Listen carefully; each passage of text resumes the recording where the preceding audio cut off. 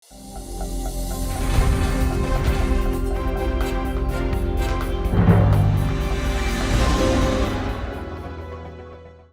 งหมอแข่งหัวพันจัดพิธีหมอรับหารขายแว่นตา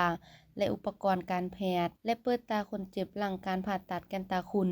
อยู่ที่โรงหมอหลังใหม่ให้เกียรติเข้าร่วมของท่านพรสุขอินทวงศ์รองเจ้าแข่งหัวพันผู้สีนำเวียกงานคงเขตเศรษฐกิจท่านดร.อำเจริญสอนทวีไสย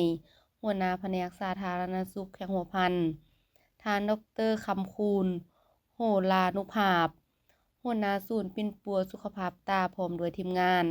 ตลอดฮอดแพทย์หมอพยาบาลและพ่อแม่ประชาชนมากวดและปิ้นปัวตาเข้าร่วมเพื่อเป็นการจัดตั้งปฏิบัติแผนการกิจกรรมของโครงการสร้างความเข้มแข็งและเชื่อมโยงระบบสุขภาพตาและพิธีมอบโรงขายแว่นตาและอุปกรณ์การแพทย์ให้โรงหมอแข่งหัวพันเพื่อเป็นการยกระดับขีดความสามารถทางด้านการบริการให้มีความทันสมัยตอบสนองกับความเรียกร้องต้องการของพ่อแม่ประชาชนบรรดาเผ่าโดยเฉพาะแม่นคนเจ็บที่เขามาบริการรักษาสุขภาพตาโดยการได้รับการช่วยเหลือจากโครงการ Eye Care ที่ให้การสนับสนุนช่วยเหลือเบิ่งแยงทางด้านสุขภาพตาของพ่อแม่ประชาชนชาวแขวงหัวพันเขาในการพัฒนาบุคลากรทางการแพทย์ในสาขาวิชาปิ้นปัวสุขภาพตาและอุปกรณ์จำนวนหนึ่งโรงหมอแข่งหัวพันได้ถือเอาเวียกงาน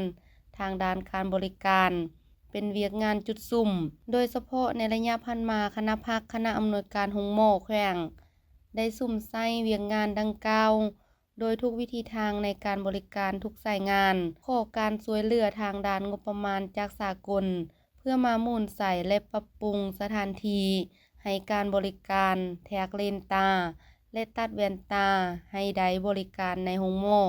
ปัจจุบันโรงหมอแข่งหัวพันได้มีการเคลื่อนไหวบริการตามกิจกรรมเวียกงานตา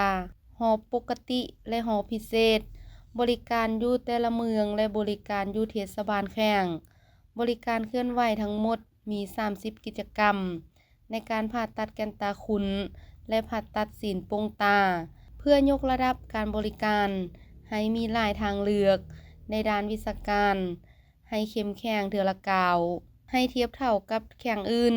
เพื่อตอบสนองตามความเรียกร้องต้องการของคนเจ็บผู้มาใช้บริการให้มีหลายทางเลือกลดพ้นการส่งต่อคนเจ็บไปบริการอยู่โรงหมอที่มีเงื่อนไขและเฮ็ดให้ค่าใช้จ่ายของคนเจ็บลดลง